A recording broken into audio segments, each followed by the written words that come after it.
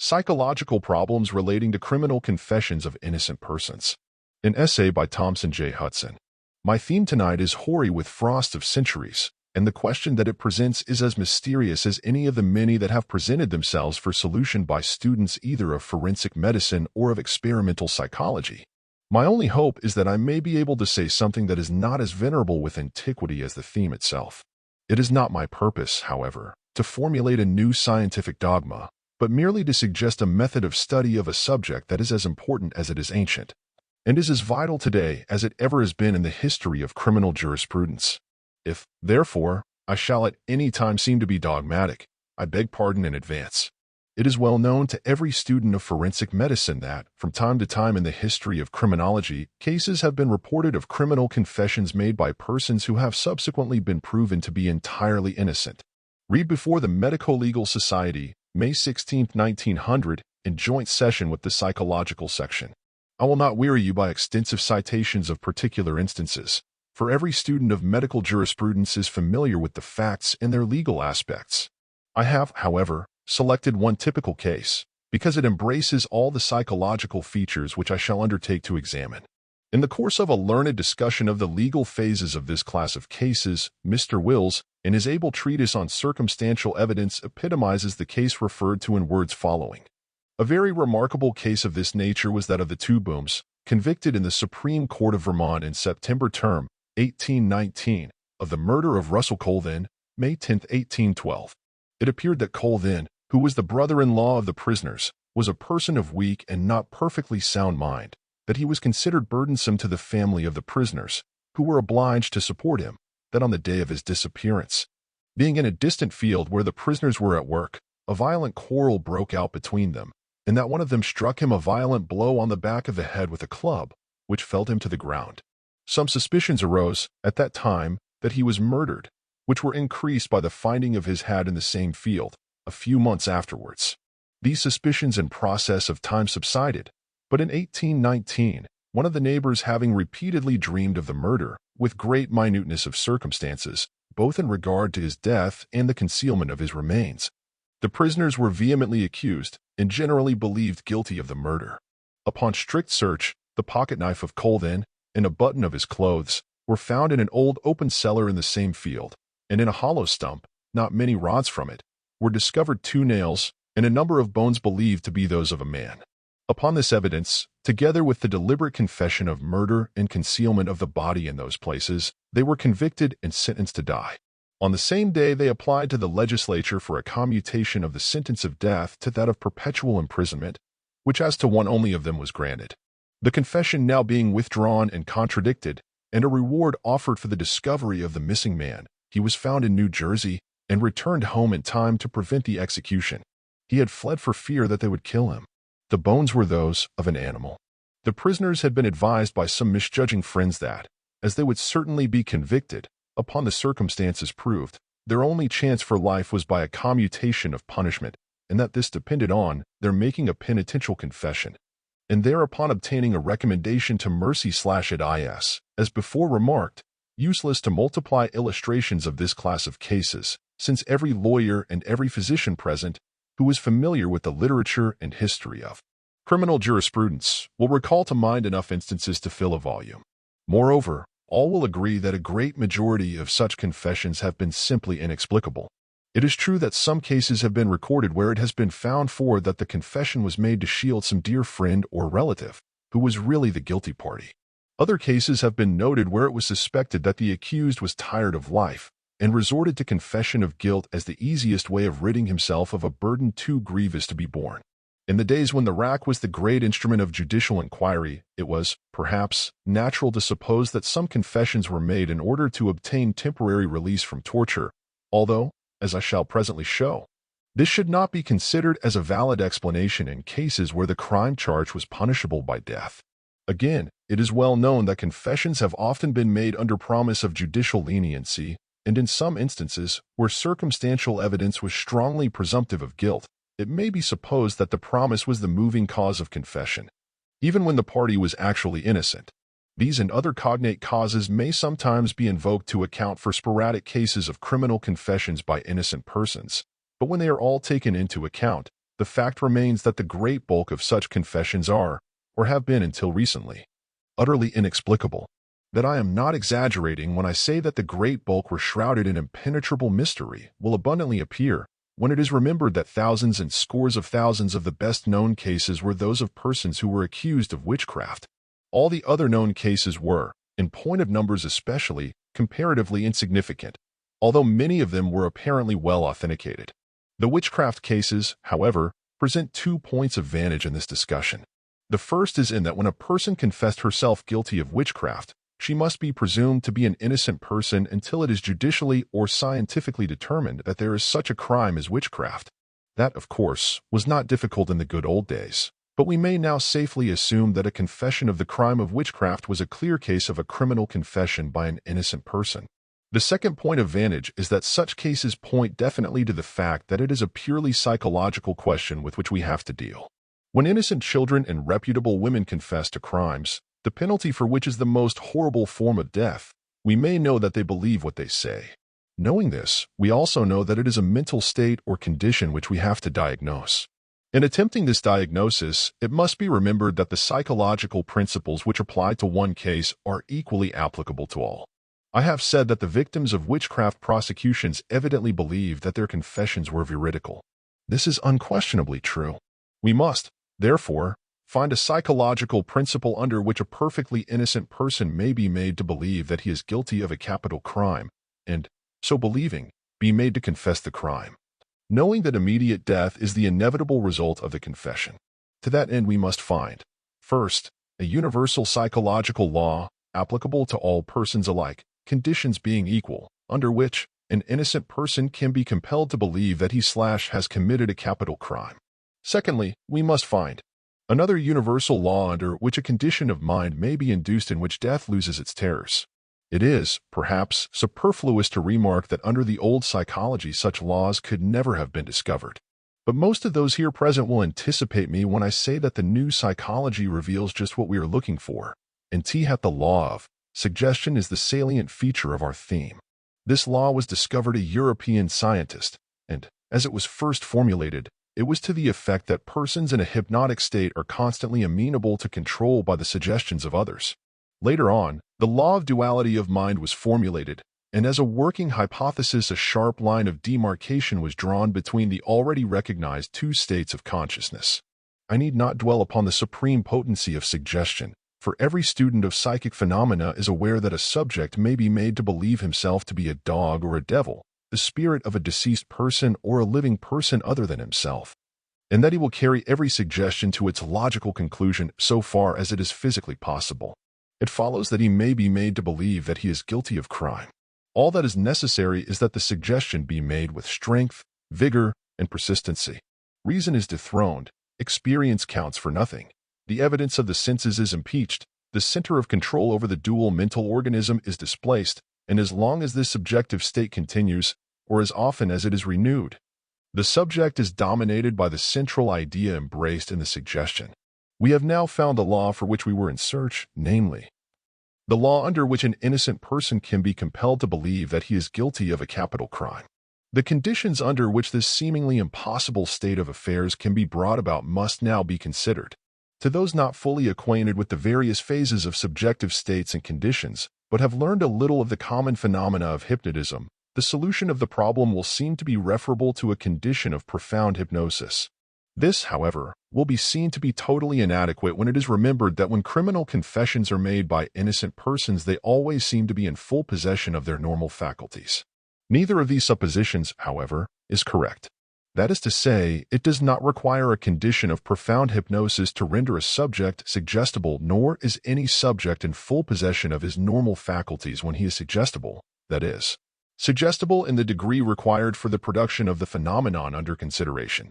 There must be some degree of abeyance of the objective faculties, although it may be so slight as to render it impossible to detect any abnormality in the actions of the subject.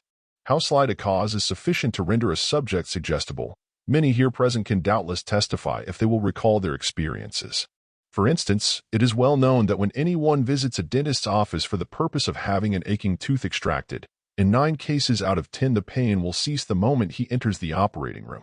And I want to say to every surgeon here present that this is a fact of profound significance and of infinite value to humanity, for it points to a general law under which painless surgery is possible by means of suggested analgesia, and without profound hypnosis. That law may be stated in a few words. An imminent and inevitable surgical operation invariably throws the patient into a partially subjective state, and in that state he is suggestible. It follows that if the surgeon understands the law and the methods of suggestion, he can perform a painless operation. I pointed out this fact in the New York Medical Journal as early as 1894, and since then hundreds of successful experiments have been made. The common experience mentioned in regard to aching teeth is demonstrative that local anesthesia is produced by mental emotion, and the fact that this can be followed up by a painless operation by simply making a positive suggestion of analgesia is demonstrative that the patient was in a subjective state from the beginning. This is somewhat of a digression, but I merely wish to show how slight a cause is sufficient to induce the subjective condition, to suspend the reasoning faculties, and to cause the subjective mind to dominate the dual mental organism.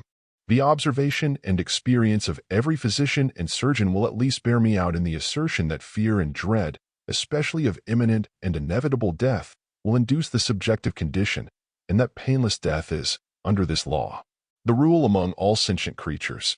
Illustrations might be multiplied indefinitely, but it is unnecessary in this presence.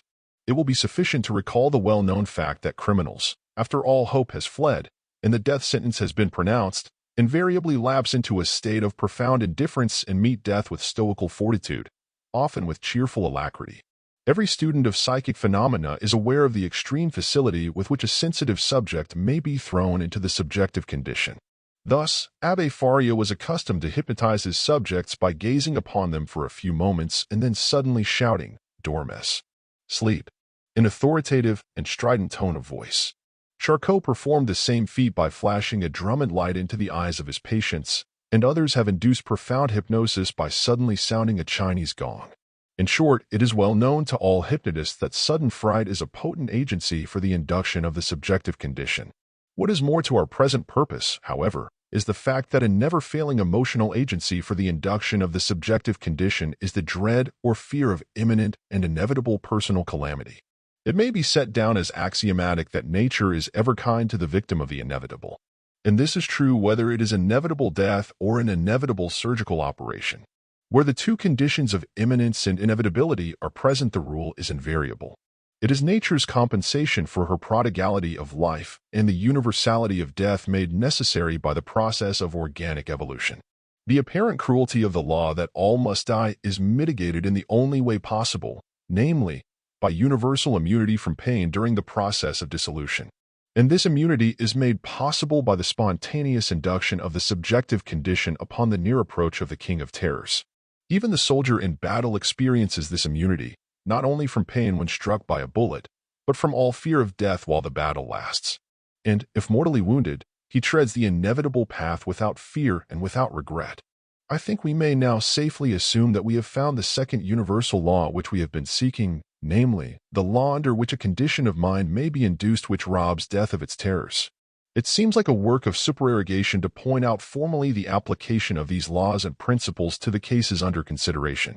It is obvious that the cases recorded of criminal confessions by innocent persons, the conditions were perfect, first, for the induction of the subjective condition, and secondly, for suggestion to do its perfect work, in a. forcing upon the subjective mind of the victim a firm belief in his own guilt, and b. in compelling him to confess his guilt. Let us glance at these conditions for one moment.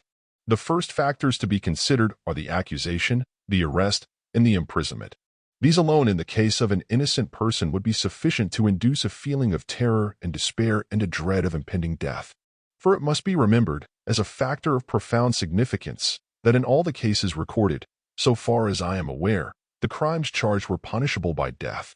Were this factor absent, much of what has been said would lose its significance, for it is the fear of impending death that induces the subjective condition. The next factor to be considered is whatever may exist in the way of circumstantial evidence of guilt. Not that circumstantial evidence would, per se, convince an innocent person of his own guilt, but that he would estimate it at its full value as a link in the chain which fate was forging for his destruction. Of course, the stronger the chain of circumstantial evidence, the greater would be his despair of being able to overcome it, and if he should be unable to explain it away, his despair would be complete.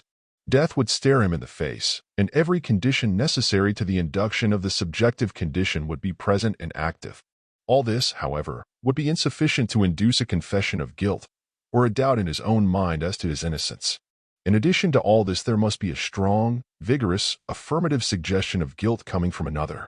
Those who are familiar with the methods of detectives in this day and age of enlightenment may have some idea of the suggestions that are borne in upon the unhappy victims of circumstances.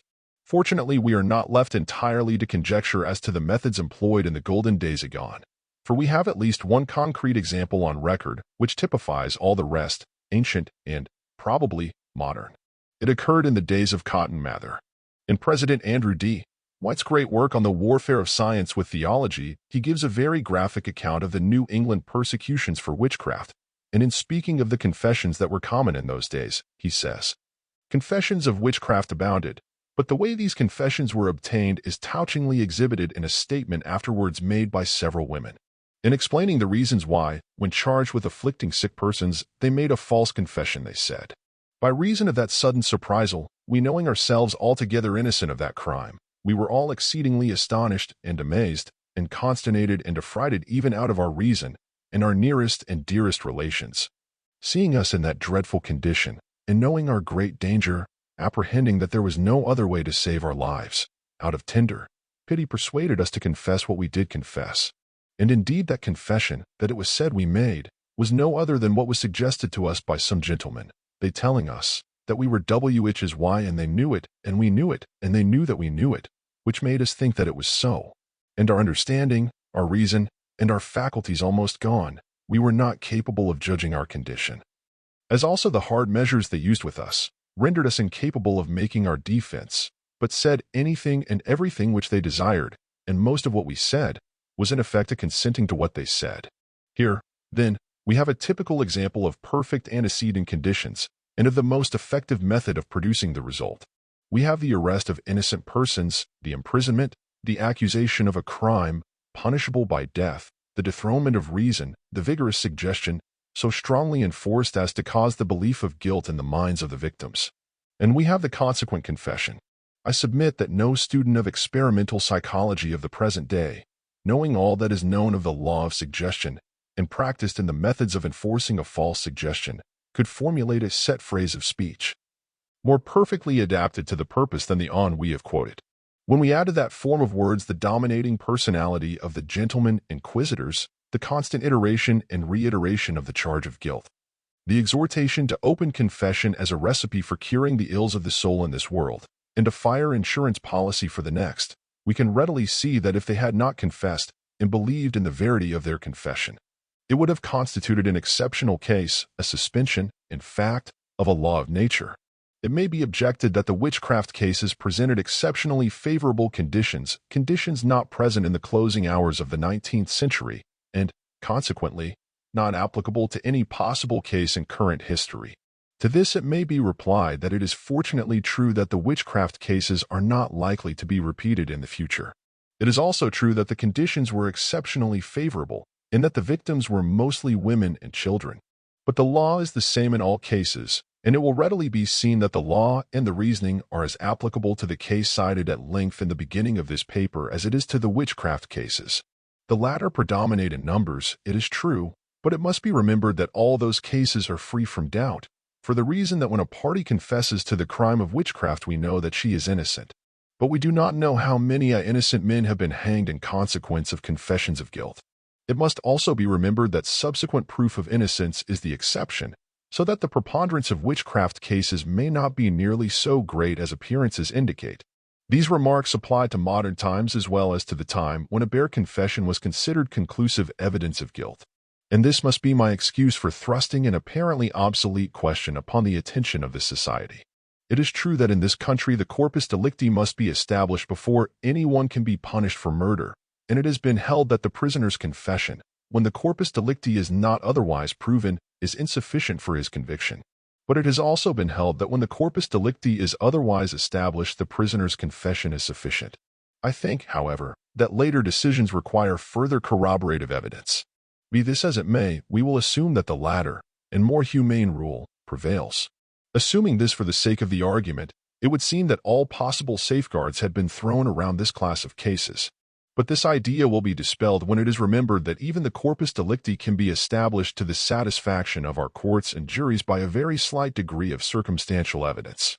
Witness the case of the Chicago sausage maker, who was accused of cooking his wife, and possibly otherwise utilizing her in his business. That case was not at all complicated or simplified by a confession. A possible motive was shown, and his wife had disappeared, but beyond that the tangible evidence of guilt consisted of a finger ring and a piece of bone found in the tank in which it was supposed that his wife had met her doom.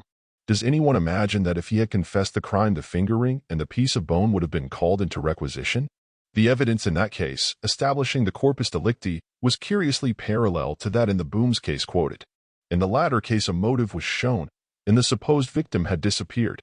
Beyond that, the evidence was confined to a trousers button, a piece of bone, a pocket knife, an old hat, and some nails, all assumed to have belonged to the supposed victim. In neither case was the death of the supposed victim proven by any positive, tangible evidence whatever. But that is neither here nor there. The point is that even if the rule prevails that when the dead body is in evidence, an otherwise uncorroborated confession would be insufficient to warrant a conviction, the danger is not perceptibly diminished. For in view of the small amount of circumstantial evidence required to establish so vital a point as the corpus delicti, it is obvious that, if that were not in question, an exceedingly small amount of circumstantial evidence would be sufficient to sustain a confession. Moreover, the requisite amount is morally certain to be forthcoming, since a certain weight of such evidence is always necessary to warrant even an arrest for a capital crime. In this connection, a curious psychological fact must be mentioned, for it is invested with a profound significance in connection with the question of circumstantial evidence. Every experimental psychologist will bear me out in the assertion that whenever a person in the subjective condition makes a statement of fact, he will seek to corroborate that statement by every means available. And this is true whether the statement is veridical or false, whether it is adverse to his interests or favorable, whether it is sensible or idiotic. One of the most marvelous phenomena in this connection is shown in the wonderful ingenuity displayed by the psychic in finding corroborative reasons and evidence to sustain his assertions. This fact is accounted for in two ways. First, by the fact that the subjective mind is characterized by monumental egoism, and secondly, by the fact that, under the law of suggestion, the subjective mind is incapable of assimilating a fact that is not corroborative of the suggestion that is dominant for the time being. Hence it is that when an innocent person confesses a crime, he will utilize every scrap of circumstantial evidence against himself for the sake of corroborating his false confession.